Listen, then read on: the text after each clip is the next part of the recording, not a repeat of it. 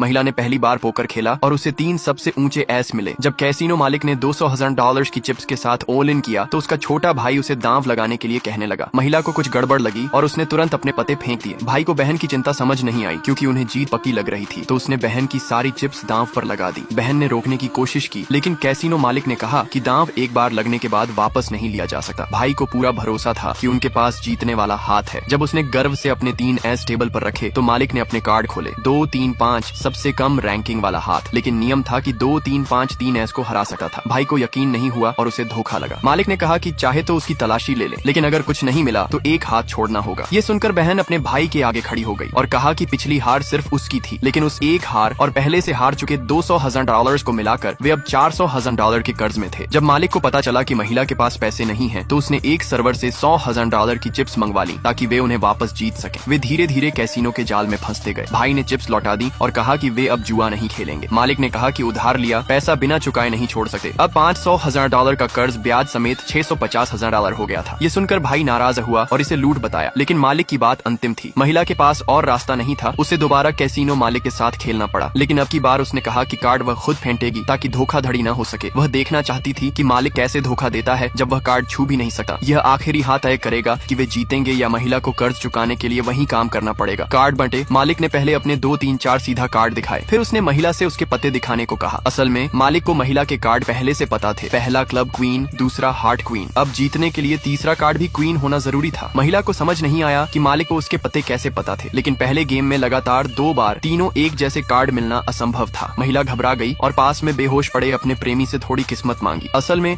उसका प्रेमी एक जुए के बादशाह का बेटा था जो आंख बंद कर ध्वनि से सामने वाले के कार्ड गिन लेता था। उसके हाथ की सफाई गजब थी और पूरा डेक उसके इशारे पर चलता था। आधा साल पहले उसके पिता की हत्या एक दुश्मन ने कर दी थी। मरते वक्त पिता ने कहा कि जुआ कभी किसी को नहीं जिताता, इसलिए बेटा कभी जुआ न खेले। पिता की इच्छा पूरी करने के लिए उसने कैसीनो बंद कर दिया और जुआ छोड़ दिया, लेकिन दुश्मन ने उसे नहीं छोड़ा और एक कार एक्सीडेंट में उसे लक्षित किया। वह बच गया, लेकिन कोमा में चला गया। प्रेमिका ने बबल टी बेचकर उसका इलाज कराया। 1 साल बीत गया, सारे पैसे खत्म हो गए और अब इलाज का खर्च $500,000 हो चुका था। पैसे जुटाने के लिए महिला फिर उसी कैसीनो में लौट आई, पर वो मालिक के जाल में फंस गई। इस बार सब कुछ हारने ही वाली थी कि अचानक उसका प्रेमी होश में आया और बोला, ये हाथ मैं खेलूंगा।